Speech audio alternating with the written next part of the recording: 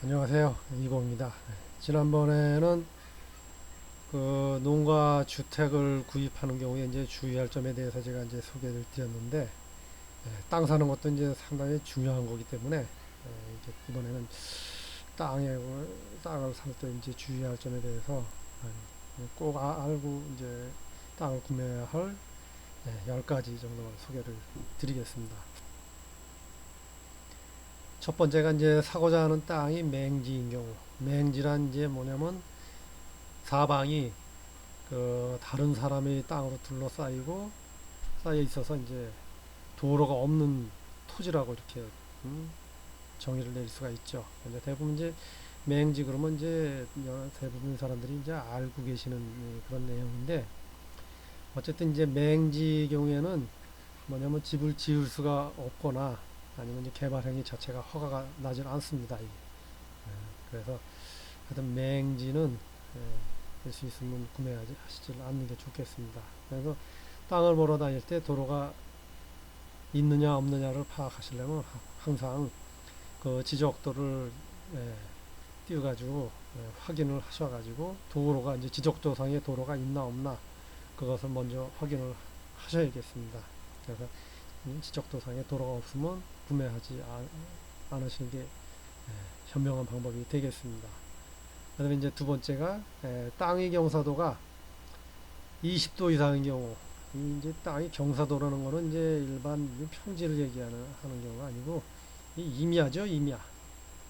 임야의 경우에 이제 20도가 넘어가게 되면 이제 가파르다 그래가지고 여기에 이제 옹벽을 쌓거나 그래도 이게 상당히 불안하죠. 요새는 이제 비가 한번 오면 이제 쏟아붓기 때문에 이 옹벽을 쌓게 되면 언제 무너질지 모릅니다, 이게. 그래서 20도 이상이 되게 되면 집을 지을 수 없습니다. 그러니까 이제 개발 행위 허가도 내지 않기 때문에 하여튼 땅의 경사도가 20도 이상이 되면 이런 땅은 구입하지 마시기 바랍니다. 그 다음에 이제 땅 모양을 또 봐야 되는데요. 땅 모양이 뭐냐면 그래도 완만한 직사각형이나 정사각형 또 뭐냐면 원형 그 다음에 완만한 타원형까지도 괜찮은데 이 고구마 같이 긴 경우가 있습니다. 그렇게 되면 이제 길기만 하고 이제 폭이 좁기 때문에 집을 지을 수 없거나 집을 짓게 되면 남의 땅을 이제 침범을 하게 되는 거죠, 이게. 아니면 적게 집을 길게 지게 되면 이제 왼쪽하고 오른쪽 아니면 위하고 아래쪽이 막히기 때문에 끊어지는 집이 되거나 구석적으로 이제 집을 짓게 되면 앞으로 마당이 길게 되거나 이런 모양이 되기 때문에 아주 볼품이 없어요, 이게. 그래서 땅 사놓고 이제 고민을 하게 되는 그런 현상이 벌어질 수가 있는데 이 땅 모양이 하여튼 고구마 모양 같이 이렇게 된 땅은 될 수 있으면 하여튼 구입하지 않는 게 좋겠습니다. 예. 그 다음에 이제 네 번째가 이제 주로 이제 뭐냐면 이제 이게 이권에 관련된 건데 돈을 빌려 쓰고 갚지 않은 경우 아니면 이제 뭐 서로 간에 이제 이해관계가 있어가지고 그 다른 사람이 땅을 이해관계가 있는 사람이 처분금지 가처분 신청을 해가지고 등기한 경우 이런 경우에는 땅이 팔려가지고 이제 등기를 이전했다고 해도 이 가처분 신청을 한 사람이 뭐냐면 그 법원에 이제 판결을 받아가지고 이 땅을 다시 이제 돌려달라 이렇게 되면 기존에 했던 등기가 취소가 됩니다.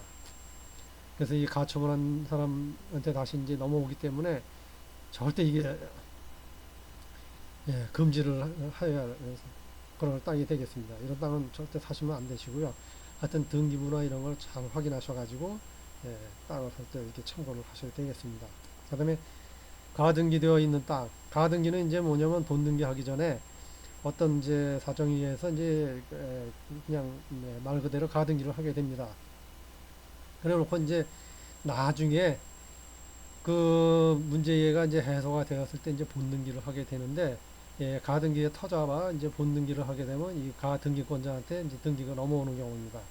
이런 경우에 가등기를 해놓은 상태에서 예를 들어서 다른 사람이 그 땅을 샀다. 근데 이제 그 다른 사람 앞으로 이제 등기를 해서 이제 완료가 되어 있는 경우에도 먼저 가등기권자가 본등기를 하게 되면 나중에 이제 그 땅을 산 사람 사가지고 등기를 해놓은 사람 땅이 이제 취소가 됩니다. 무효가 되고 가등기 해놓은 사람 앞으로 다시 등기가 되기 때문에 땅을 뺏기게 되는 거죠. 그래서 가등기 된 땅은 절대 사시면 안 되겠습니다. 이거는 아주 건드리지도 마시기 바랍니다. 가처분, 가등기 이런 땅들은 절대 하셔가지고 살려고 하시지 마시기 바랍니다. 자, 이제 다섯 번째. 여러 사람 이제 공유지분으로 되어 있는 땅. 이제 땅을 사게 되면 돈이 모자라면 이제 뭐냐면 사람을 모으게 됩니다. 이제 뭐 예를 들어서 1억짜리 땅인데 내가 가지고 있는 돈이 2천만 원밖에 없다. 그러면 뭐 예를 들어서 뭐 3천만 원, 4천만 원 아니면 뭐 1천만 원, 2천만 원 되는 사람 띄워해가지고 5명이 모여가지고 1억이 됐다. 그런 경우에 이제 공유지분으로 이제 등기를 하게 되는데 이런 경우에는 예를 들어서 이제 계약을 해놓고 등기를 이전을 받아야 되는데 지분을 가지고 있는 사람들이 뭐냐면 동의를 해야 됩니다. 이게 뭐 동의 사인이나 뭐 인감을 처분한 위임장을 가져온다든가 이렇게 이제 동의를 해야 되는데 그 중에서 이제 한 사람이라도 동의를 하지 않으면 등기 자체가 되질 않습니다. 그렇기 때문에 이런 경우에는 서로 이제 분쟁이 일어날 수도 있고 그다음에 뭐 소송으로 갈 수도 있고 또 싸움도 나고 그러는데 그래서 여러 사람이 이게 공유지분으로 되어 있는 땅은 될 수 있으면 계약하지 마시기 바랍니다. 예, 문제가 생기면 아주 골치 아픈 일이 생길 수 있으니까 절대 이런 땅은 사지 마시기 바랍니다. 그리고 공유지분으로 됐는데 이제 뭐 한 사람 앞으로 이제 나머지 공유지분으로 있는 사람이 이제 뭐 돈을 상계를 하고 그 한 사람이 자기 앞으로 이제 단독 등기를 했다. 이런 경우에는 계약을 해도 괜찮습니다. 이제 그 이외에는 절대 될 수 있으면 이렇게 계약하지 않는 게 좋겠습니다. 그 다음 이제 땅 주인이 사망한 경우. 참, 이게 참 골아픈 경우인데요, 이게. 이제 땅 주인이 사망을 했을 경우, 뭐, 그 사람 앞으로 이제 땅이 이제, 계속, 있을 때, 이런 경우에는 주로 이제 그때 주로 이제 직계 가족이죠.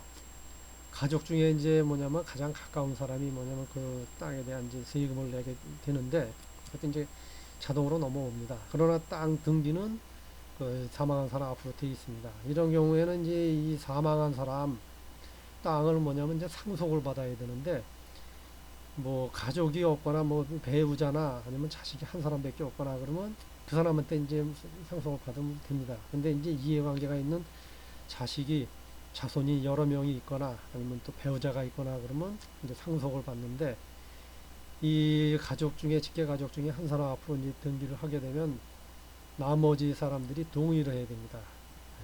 동의를 해야 그 한 사람 앞으로 가게 되는데 한 사람이라도 동의를 못 받거나 안 하게 되면 상속이 안 되는 거죠. 근데 예를 들어서 이제 이 땅을 주인이 사망한 이 땅을 계약을 하냐 답석해서 땅이 좋다 해서 계약만 해놓고 등기를 이전하려고 그러니까 이제 조금 아까 말씀드린 그런 경우가 이제 있기 때문에 상속을 받으려면 또 나머지 가족이나 배우자가 이제 동의를 해야 되기 때문에 만약에 그 중에 한 사람이 뭐 외국에 가 있다거나 아니면 동의를 하지 않는다거나 그러면 좀 골치 아픈 일이 또 발생을 하게 됩니다.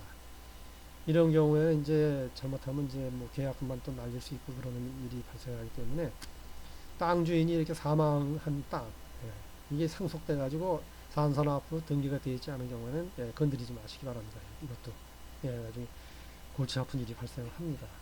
그래서 절대 이런 땅은 사시면 안 되겠습니다. 그 다음에 이제 그린벨트 내에 있는 토지. 이건 이제 늘 얘기하는 그런 사항인데, 이 그린벨트 내에 토지가 있으면 개발 행위가 되질 않습니다. 집, 뭐 하나 증축하려고 해도 이게 되질 않고, 그린벨트 내에 있는, 내에는 거의 올 수도비라고 생각하시면 됩니다. 그래서 개인 권리 행사도 할 수 없고 그냥 가만히 가지고 있는 그런 토지가 되겠는데 예를 들어서 뭐 이제 땅을 사놨는데 그린벨트가 풀려가지고 땅값이 올라가가지고 이제 뭐 떼부자가 됐다. 그런 경우는 이제 예외가 되겠습니다. 그런 경우는. 그래서 그 사람은 이제 운이기 때문에 이게 어떻게 참 얘기하기도 참 애매한 거예요. 이게 그린벨트 내에 있는 토지. 그러니까 들 수 있으면 이 그린벨트 내에 있는 토지는 구매하지 않는 게 좋겠죠. 예. 그린벨트 내에도 뭐냐면 저기 저 이동식 농막 20제곱미터 이하짜리 그거는 갖다 놓을 수가 있습니다. 신공을 갖다 놓으면 되니까 대신 이제 뭐냐면 그린벨트 내에 있는 토지가 농지여야죠. 농지고 이제 농사를 짓는다는 의사가 있고 그런 경우에는 거기 설치 허가가 아니고 신고가 되니까 그렇게 갖다 놓고 쓰시면 되겠습니다. 그 다음에 여덟 번째가 이제 문화재보호구역 내의 토지, 뭐 국가공원 부지, 뭐 잘 아시겠지만 문화재보호구역 내에 이렇게 토지가 있으면 그것도 개발 행위가 되질 않습니다. 근데 그렇다고 또 문화재가 또 어디를 이전 간다는 것도 불가능한 얘기고 그 자리에만 있어야 되는 게 이제 문화재인데 그렇기 때문에 이 주변에 있는 땅은 구입하지 않는 게 현명한 방법이 되겠습니다. 또 국가공원 부지, 뭐 공원 만든다 그래가지고 손도 못 대게 하는 그런 땅이 있습니다. 이런 땅은 또 가서 구매하거나 이런 손을 대지 않는 게 좋겠습니다. 그 다음에 이 밖에 이제 고도 제한 구역이라든가 뭐 이런 개발 제한 조금 아까 말씀드렸고요. 이런 데에 걸려 있으면 그 지역 땅들은 이제 권리 행사가 하기가 힘이 들어지니까 하여튼 그 땅을 잘 확인하시고 그렇게 구매하시기 바라겠습니다. 그 다음에 이제 아홉 번째 매립지요. 매립지는 이제 말 그대로 땅을 메꾼 곳인데 이게 땅을 메꾸고 나서 이제 시간이 지나지 않으면 이 치마가 일어납니다.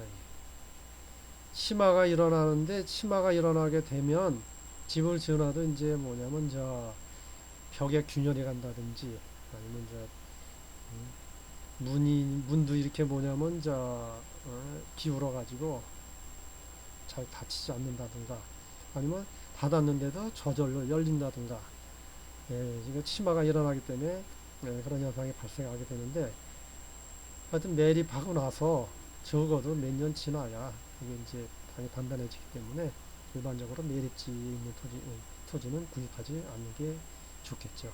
그리고 매립지에 있는 토지들은 대부분 질이 안 좋기 때문에 이 썩은 흙들을 많이 갖다 붓고 그래서 될 수 있으면 매립지에 있는 토지는 구입하지 않으시는 게 좋겠습니다. 그 다음에 이제 열 번째가 제가 이제 지난번에도 한번 말씀드린 적이 있는데 이 축사나 묘지 부근의 땅, 이 축사 주변에 축사가 있으면 여름에 이제 파리 이제 벌레가 이제 깔따기 같은 벌레들이 막 너무 많아가지고 냄새 나고요. 이 살기가 참 괴롭습니다. 그리고 또 문제가 뭐냐면 이게 내가 괴로워가지고 나중에 이제 팔고 나가려고 해도 또 팔리지도 않습니다 이게.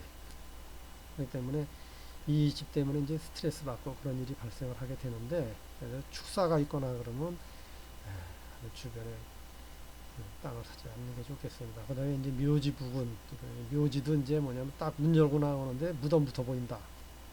그런 문제가 있죠 이게. 문을 딱 열고 나면 무덤 붙어 보인다. 그렇다고 무덤을 또 뭐야 이장하라 그럴 수 없고, 그다음에 묘지 잘 보셔야 되고. 근데 살고 있는 상태에서 또 뭐 축사가 들어온다든가 옆에 또 묘지가 생긴다든가 참 그런 경우는 이제 본인의 운인데 참 그거 어떻게 참 말씀드리기가 그러네요.